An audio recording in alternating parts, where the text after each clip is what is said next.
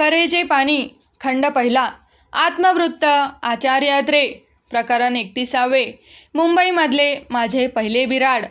मालाडमधले ते दिवस अजून मला आठवतात. त्या काळी मालाडला मुळीच वस्ती नव्हती असे म्हटले तरी चालेल. गावाभोवती हिरव्यागार गवतांनी आच्छादलेली मोठमोठी मैदाने होती. जागोजाग पाण्याने तुडुंब भरलेली तळी होती आणि त्या तळ्यांमध्ये पांढऱ्या आणि लाल रंगाची छोटी छोटी असंख्य कमळे उमललेली असत. हे कमळांचे ताफे पाहून एखाद्या वृक्ष आणि भावनाशून्य माणसालाही कविता करण्याची स्फूर्ती झाली असती. दर रविवारी आणि सुट्टीच्या दिवशी निरनिराळ्या तळ्यांमध्ये फुललेल्या रंगीबेरंगी कमळांच्या सौंदर्याचा मनसोक्त आस्वाद घेत हिंडणे हा त्यावेळी माझा आवडता व्यवसाय होऊन बसला होता. त्यामुळे या कालखंडात माझ्या काव्यप्रतिभेला पुष्कळच बहर आला हे सांगायला नको. त्यावेळच्या नवयुग आणि उद्यान या 2 सुप्रसिद्ध मासिकात माझ्या बऱ्याचशा कविता प्रसिद्ध झालेल्या आढळतील. एका महिन्याच्या आत स्टँडर्ड्स हायस्कूलमध्ये माझे चांगलेच बस्तान बसले. शाळेतील विद्यार्थ्यांच्या सर्व चळवळींमध्ये मी प्रामुख्याने भाग घेऊ लागलो. दर शनिवारी शाळेत वादविवाद सभा भरत असे. त्या सभेत मी कधी वक्ता तर कधी अध्यक्ष म्हणून मी भाग घेत असे. आठवड्यातून 4 वेळा मरीन ड्राईव्ह शेजारील मैदानात विद्यार्थ्यांना घेऊन मी क्रिकेट खेळण्यास जात असे. शाळेतील माझ्या नोकरीचा पहिला महिना भरताच प्रिन्सिपल जयकर यांनी माझ्या हातावर 10-10 रुपयांच्या 5 कोऱ्या नोटा ठेवल्या. त्यावेळी मला अत्यानंद झाला. ह्या शाळेमध्ये वेळच्या वेळी पगार मिळत नाही असे जे मला पूर्वी सांगण्यात आले होते ते साफ खोटे आहे अशी त्यावेळी माझी खात्री पटली. पण दुसऱ्या महिन्याच्या पगाराचा दिवस जेव्हा उजाडला तेव्हा प्रिन्सिपल जयकर यांनी मला बाजूला बोलावून माझ्या हातावर फक्त 20 रुपये ठेवले आणि सांगितले की बाकीचे पैसे सवडीप्रमाणे मी तुम्हाला देईन. त्यावेळी माझ्या छातीत चांगलाच धसका बसला आणि वेळच्या वेळी पगार देण्याच्या बाबत त्या शाळेचा जो दुर्लौकिक मी पूर्वी ऐकला होता त्यामध्ये पुष्कळ तथ्य होते याचा मला प्रत्यक्षच प्रत्यय आला. पण त्यानंतर 2च दिवसांनी प्रिन्सिपल जयकर यांनी मला आपल्या ऑफिसात बोलावून सांगितले की वेळच्या वेळी जरी आमच्या शाळेत तुम्हाला पगार मिळाला नाही तरी पैशाच्या बाबतीत तुमची अडचण होऊ नये म्हणून मी तुम्हाला काही खाजगी शिकवण्या देईन. त्याप्रमाणे त्यांनी मला दर महिना 25 रुपयांची एका ख्रिश्चन मुलीची शिकवणी मिळवून दिली. ही मुलगी माहीमला राहत होती. तिचे नाव मिस इस्थर बारसे. तिला आई वडील नव्हते पण 3-4 भाऊ आणि चुलते होते. शाळा सुटल्यानंतर रोज संध्याकाळी मालाडला परत जाताना त्या शिकवणीसाठी मी माहीमला थांबत असे. मी त्या मुलीला इंग्रजी आणि संस्कृत शिकवित असे. सभोवार नारळाची उंच उंच झाडे असलेल्या एका रमणीय वाडीत या मुलीचा बंगला होता. त्यांच्या कुटुंबाचा आणि माझा थोड्या दिवसांतच इतका घरोबा जमला की शिकवणीसाठी मी जेव्हा त्यांच्याकडे जाई तेव्हा जणू काही आपल्याच घरी मी जातो आहे एवढा आपलेपणा मला त्यांच्याबद्दल वाटू लागला. 5-6 महिनेच ही माझी शिकवणी टिकली. पुढे आज तागायत ही मुलगी किंवा तिच्या कुटुंबातले कोणीही मला भेटलेले नाही.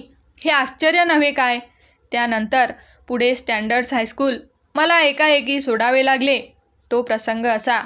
दिवाळीच्या सुट्टीनंतर जेव्हा मी शाळेत परत आलो तेव्हा सर्वत्र शुकशुकाट पाहून मला धक्काच बसला. शाळेत एकही विद्यार्थी किंवा विद्यार्थिनी मला दिसली नाही. सारे वर्ग ओस पडलेले होते. रिकामी बाके आणि खुर्च्या तोंडे वासून स्वस्थ बसलेली होती. मी शाळेचा पत्ता चुकून भलत्याच ठिकाणी आलो किंवा काय असे मला क्षणमात्र वाटल्या वाचून राहिले नाही. व्हरांड्यात रेंगाळणाऱ्या कुणातरी माणसाने मला सांगितले की शाळा सरकारने बंद करून टाकली. ते ऐकून मी आश्चर्यचकित झालो. प्रिन्सिपल जयकर 3ऱ्या मजल्यावर राहत असत. त्यांना मी भेटायला वर गेलो. काही सरकारी नियम पाळण्यात आपल्या हातून चूक झाली म्हणून इन्स्पेक्टरने आपल्या शाळेची मान्यता काढून घेतली असे मला त्यांनी सांगितले. माझ्या पगाराची 110 रुपये बाकी त्यांच्याकडे थकलेली होती. ती मी हळूहळू फेडीन असे आश्वासन देऊन त्यांनी मला जड अंतकरणाने निरोप दिला आणि त्यानंतर 2-4 महिन्यांच्या आत त्यांनी ती बाकी चुकती करून टाकली. हे इथे सांगणे जरूर आहे. तथापि त्यावेळी माझ्या मनाची स्थिती काय झाली असेल हे शब्दांनी वर्णन करणे कठीण आहे. प्रिन्सिपल जयकरांचा कसाबसा निरोप घेऊन मी खाली शाळेच्या जागेत आलो आणि एका उघड्या वर्गातील रिकाम्या खुर्चीवर कपाळाला हात लावून बसलो. खिशात पैसा नाही, नोकरी नाही, उद्यापासून पोट कसे भरायचे? ह्या विचारांनी माझे डोके सुन्न झाले आणि डोळ्यांपुढे अंधारी आली. एवढ्यात कोणीतरी दारावर खटखट असा आवाज केला. मी दचकून वर पाहिले. तो एक तरुण मनुष्य दारात उभा होता. मी त्याला विचारले, काय पाहिजे तुम्हाला? तेव्हा त्याने अत्यंत अजिजीच्या स्वरात विचारले की या शाळेत शिक्षकाची एखादी नोकरी मोकळी आहे का? मला मनातून हसू आले. एकादशीच्या घरी शिवरात्रीने यावे तसा प्रकार होता. ती शाळा बंद झाल्याचे बिचाऱ्याला माहीत नव्हते, म्हणून त्याने तशी विचारणा केली. काहीतरी बोलावायचे म्हणून मी त्याला विचारले, शिक्षकाच्या कामाचा तुम्हाला काही पूर्वीचा अनुभव आहे? त्यावर तो म्हणाला, एका तासापूर्वी मी रॉबर्ट मनी हायस्कूलमध्ये शिक्षक होतो. तेथील प्रिन्सिपलचे आणि माझे काही कारणाने भांडण झाल्यामुळे त्यांनी मला आत्ताच काढून टाकले आहे. तेथून निघालो आणि सरळ मी इथेच आलो. त्यावर काहीतरी विचार एकदम माझ्या मनात आला. मी त्यांना म्हणालो, तुम्ही इथे बसा, मी प्रिन्सिपल साहेबांना तुमचा निरोप सांगतो. असे म्हणून मी उठलो आणि शाळेबाहेर पडून तडक रॉबर्ट मनी हायस्कूलची वाट चालू लागलो. ती शाळा तेथून अवघ्या 10 मिनिटांच्या अंतरावर होती. ती शाळा ख्रिस्ती मिशनची असून बहुसंख्य मुले मराठी बोलणारी होती. ली विल्सन नावाचे एक इंग्रज गृहस्थ या शाळेचे प्रिन्सिपल होते. मी त्या शाळेच्या आवारात गेलो तेव्हा मधली सुट्टी नुकतीच संपली होती. भेटीची चिठ्ठी पाठवून मी लगेच प्रिन्सिपल साहेबांच्या ऑफिसमध्ये गेलो. आपल्या शाळेत शिक्षकाची जागा मोकळी झाल्याचे समजल्यावरून मी आपल्याकडे नोकरी मागण्यास आलेलो आहे, असे मी सांगताच त्यांना आश्चर्याचा धक्का बसला. ते एकदम ओरडून म्हणाले, ही जागा मोकळी पडून अर्धा तास देखील झाला नाही, तोच ही गोष्ट तुम्हाला कशी समजली? त्यांच्या प्रश्नाला उत्तर देताना माझी चांगलीच लटपट उडाली. माझ्या उत्तराने त्यांचे काही समाधान झाले नाही.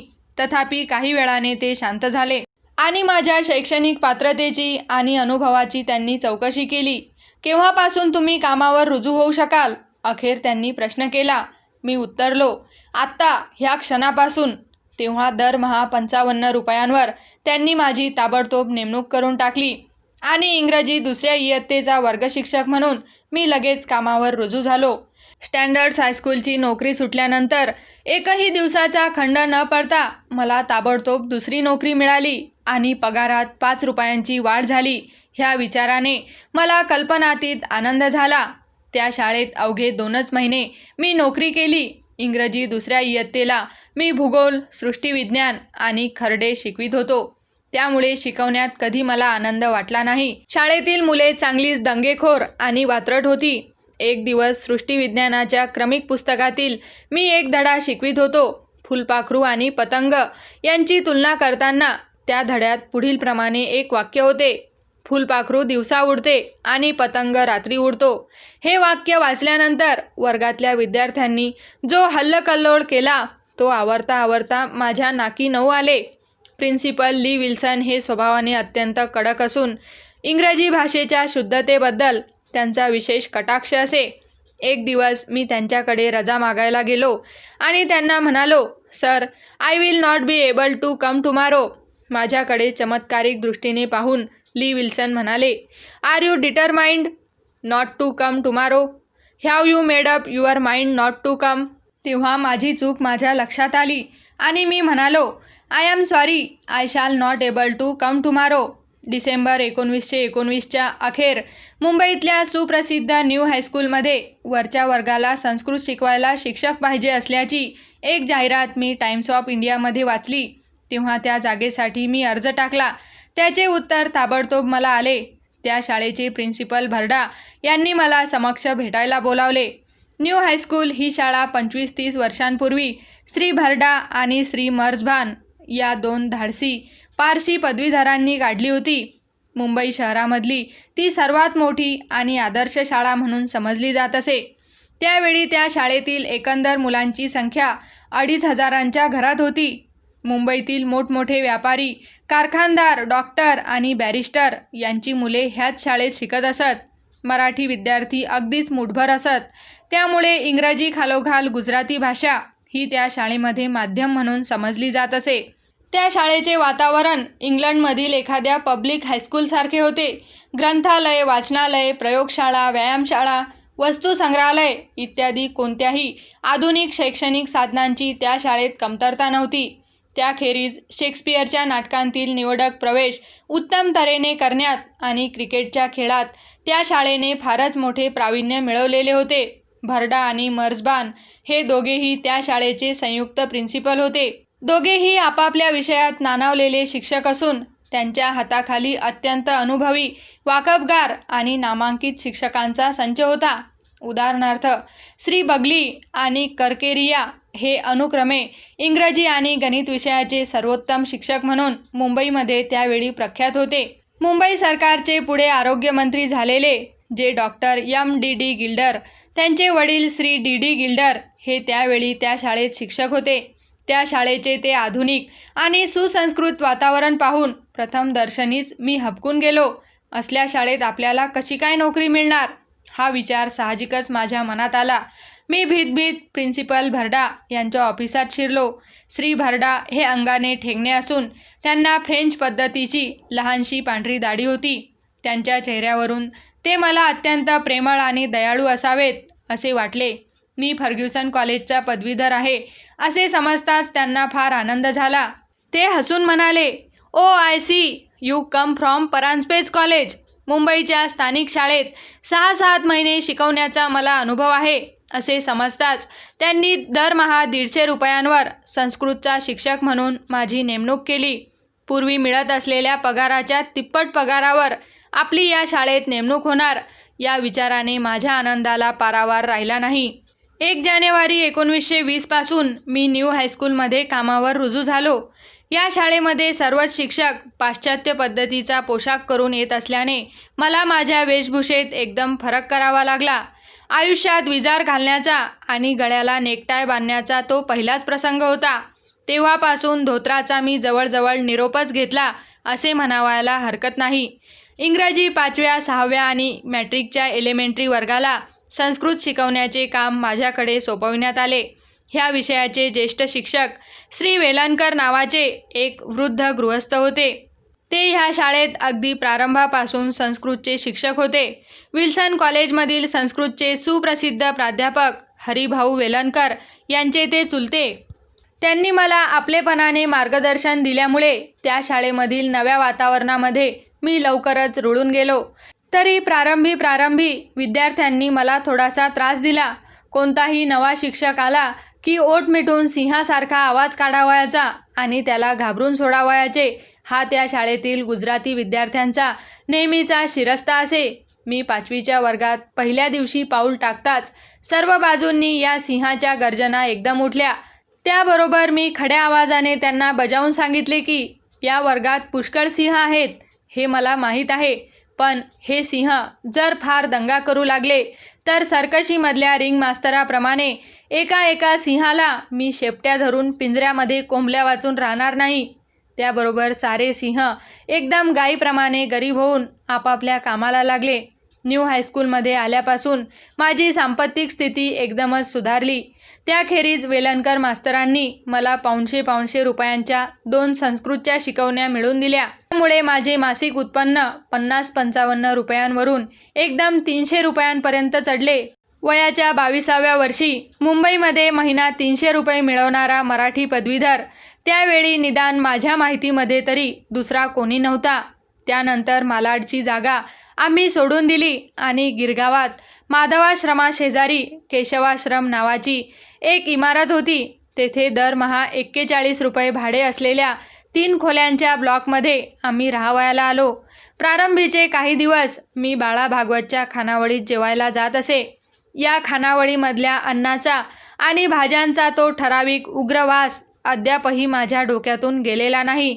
तूप वाढायला येणारा माणूस इतक्या झपाट्याने तुपाचा चमचा वरच्यावर उडवी की कविवर्य केशवसुतांनी आपल्या एका कवितेत वर्णन केल्याप्रमाणे ती तुपाची धार एखाद्या विद्युल्लतेच्या रेषेप्रमाणे लक्कन डोळ्यासमोरून चमकून अदृश्य होई. ताकात आणि पाण्यात विशेष फरक नसे. एकदा तर ताकाची आणि पाण्याची अदलाबदल झाली. ताक म्हणून पाणी वाढण्यात आले आणि पाण्याऐवजी ताकाचे तांबे देण्यात आले. पण ही चूक शेवटपर्यंत कोणाच्याही लक्षात आली नाही. या खानावळीमध्ये पंक्ती मागून पंक्ती उठत असत.